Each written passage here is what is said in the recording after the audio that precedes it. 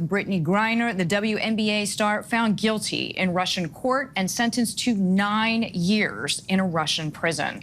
Griner had pleaded guilty to drug charges, saying she unintentionally packed vape cartridges containing hashish oil in her luggage when she was arrested at Moscow's airport back in February. Griner speaking from a cell in court just moments before her conviction. I've never meant to hurt anybody. I never meant to put in jeopardy the Russian population. I never meant to break any laws here. I made an honest mistake, and I hope that in your ruling that it doesn't end my life here.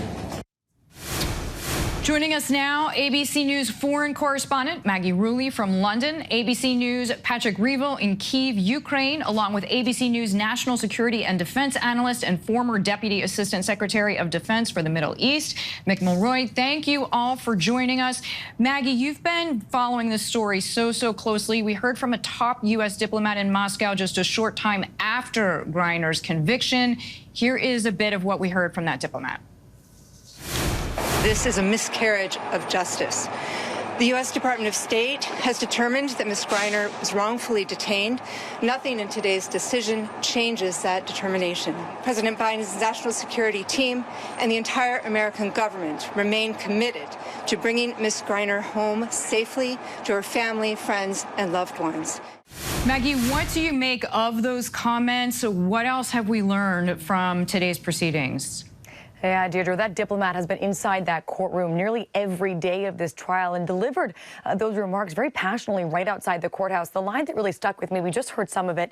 She said 9 years in prison for nothing more than an intentional oversight. This is a miscarriage of justice. This is something we're hearing from so many supporters of Brittney Griner, from her defense team.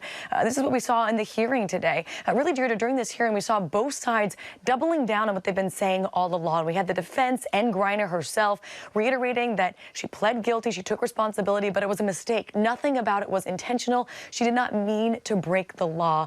But then we had the prosecution saying Brittney Griner did break the law, demanding almost the maximum sentence possible, 9.5 years in prison, as well as a fine. Now, at the end of the day, Deirdre, the judge either didn't believe Brittney Griner or simply already had the verdict that they wanted decided on, because despite hearing from Griner, despite hearing from her defense team and multiple witnesses who testified, that verdict and sentencing came down swift today, and now Griner's facing nearly the maximum sentence possible, Deirdre. Yeah, and of course, for what we recognize is a very small amount of this product. Mick, President Biden, of course, releasing a statement calling Griner's sentencing unacceptable, saying she needs to be released immediately. Is a prisoner swap still on the table now that Griner has been sentenced? So, Deirdre, I'm not a legal analyst, but I was a prosecutor a long time ago, and I would start by saying that this looks like it was a predetermined outcome. They didn't take her intent or lack of intent, and they didn't take the small quantities she had. This was essentially, I think, Russia trying to get yet another political pawn to add to Paul Whelan. And hopefully, this is a step toward a prisoner swap, and that Brittney Griner does not have to spend upwards close to 10 years in a Russian prison, which would be, I think, inhumane. So severe. Patrick, you have been covering Russia's invasion of Ukraine. You have extensively covered Russia over the years. You lived there. What could Griner's time in a Russian prison look like? I am assuming it is entirely a different world than even our system here. Yeah, so I mean, right now she's been kept in a pretrial detention center in Moscow, and she'll likely be there while her appeal goes through. But she will then likely be moved to a prison camp, which is where, for example, Paul Whelan is right now. And these camps are basically former gulags, and they haven't changed very much. I mean, generally, people are kept in barracks with about 50 other people. The conditions are very grim. I remember Paul Whelan once telling me that it was a Dickensian workhouse sort of place. And then also the other thing is you're made to usually do forced labor while you're there. That can mean sewing clothes. It can mean working in a factory. I think the real question now is whether it reaches that point or whether the US is able to come up with a prisoner swap to try and get Brittney Griner out, because right now, honestly, you know, I've been covering the case of Paul Whelan, I covered the case of Trevor Reed, and there's no doubt in my mind that this is clearly part of the same campaign to take Americans hostage right now. And right now, what this really means, this sentence, is it's simply signaling to the US that the only way she's coming home is if the US makes a deal and makes some kind of prisoner trade.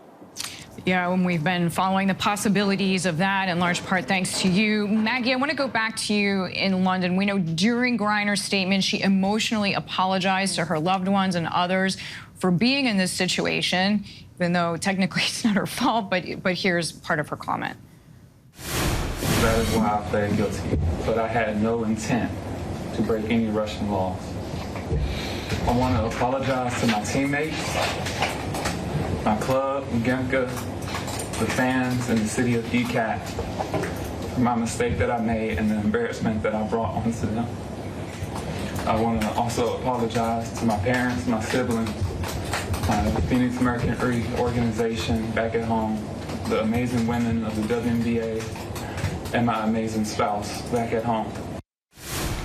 So, Maggie, during Griner's detention calls, or I should say those calls for her to be released are growing louder and louder from Griner's family and friends, really demanding action, demanding that we step up pressure to bring her home. What's the latest from them? Yeah, Andrew, I think what's so interesting about all of this, we've heard from her family speaking directly to the Biden administration, speaking to the American public over the past few months. But today, during that statement, we heard Griner talking about her family. We heard some of it there, her apologizing to her family, to her teammates, to people back home.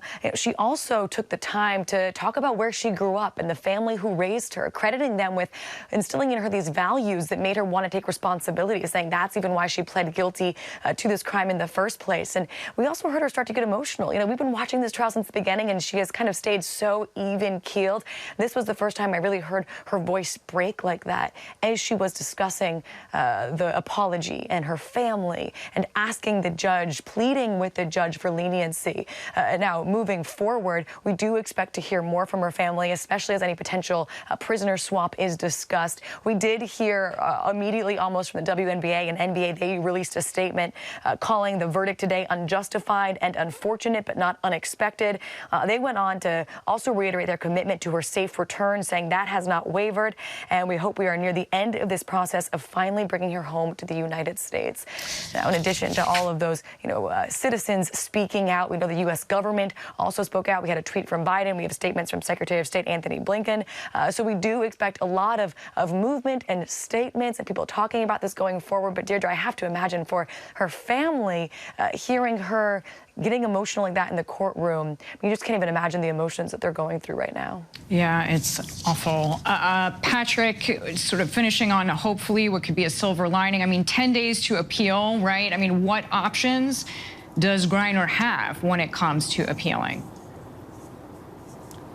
So I think, unfortunately, when it comes to appeals, it doesn't really matter, because ultimately this whole process is not a real trial. It's about taking someone hostage, and so almost certainly that appeal will be rejected. I think the only perhaps silver lining is that in the end, because this isn't a real trial, really nothing has changed in some ways, because ultimately Russia had hold of her and intended to keep hold of her.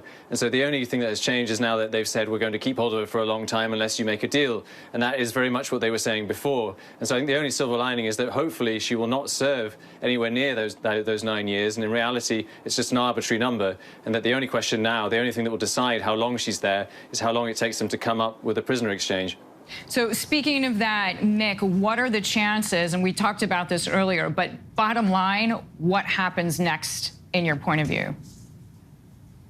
So I do think this is where it really gets serious on a prisoner exchange. It's obvious that the Russians want Victor Bout back.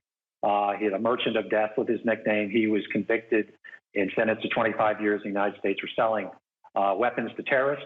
And it appears they also are interested in getting a SBR colonel back that was responsible for an assassination in Germany. That'll be more difficult for the United States because that's up to Germany. But hopefully we can work out something that would allow both Paul Whelan and Brittney Griner to be released and returned to the United States. I think this is where negotiations really get started. Okay, that makes sense. Mick, thank you. Patrick, Maggie, thanks one and all. Hi, everyone. George Stephanopoulos here. Thanks for checking out the ABC News YouTube channel. If you'd like to get more videos, show highlights, and watch live event coverage, click on the right over here to subscribe to our channel. And don't forget to download the ABC News app for breaking news alerts. Thanks for watching.